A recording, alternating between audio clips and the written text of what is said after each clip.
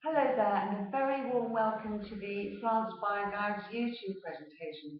Well, it's the end of the year, and I've just got a few tips for you this week on how to make the most of your property search in France, assuming you're going to be thinking of buying next year, 2014. Now, when you're making a viewing trip, I always say this, try and give yourself enough time. I remember booking a 5-day trip at the start of my first property search, and it wasn't nearly long enough.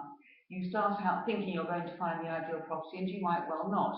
So give yourself time, give yourself a day off in between to take stock, and don't start out thinking you're going to fall in love with the first property you see. You might do, but then again you might not. It's really important to give yourself time.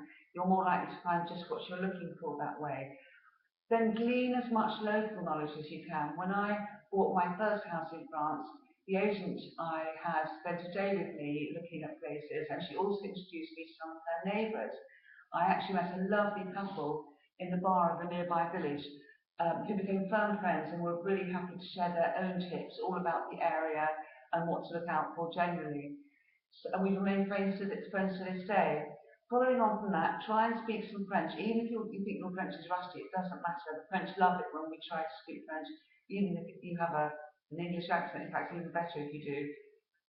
Just even trying to speak French will assure that you'll have lots of friends there because they'll warm to you, want to give advice, etc.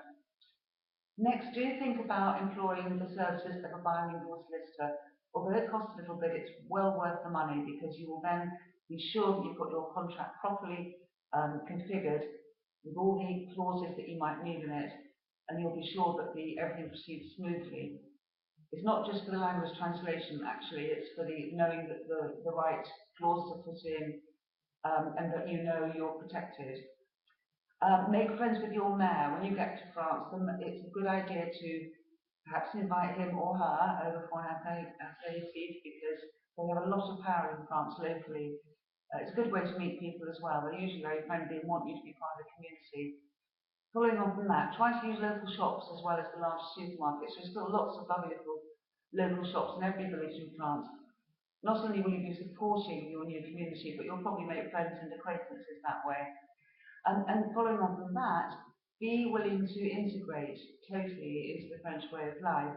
You'll be much happier doing things their way than constantly trying to recreate life as it was in the UK. The expression joie de vivre is well known, and you'll find that in bucket loads if you're prepared to really settle in and do as the other folk do. And finally, remember to enjoy the whole process. There might well be days when you're not sure if you're doing the right thing or feeling that you'll never exactly find the right property, but be patient, enjoy the journey, and just think about sipping that nice glass of Bordeaux and watching the world go by at the end of the day and imagining yourself living in France. So that's my advice to you for this week. I wish you a very, very happy Christmas and all the very best for 2014. Do keep your comments coming. You can always write to me or call up Office in London if you need any help at all. You'll always find a personal service. But for now, it's goodbye from me. And as I say, happy times, happy New Year. Bye bye.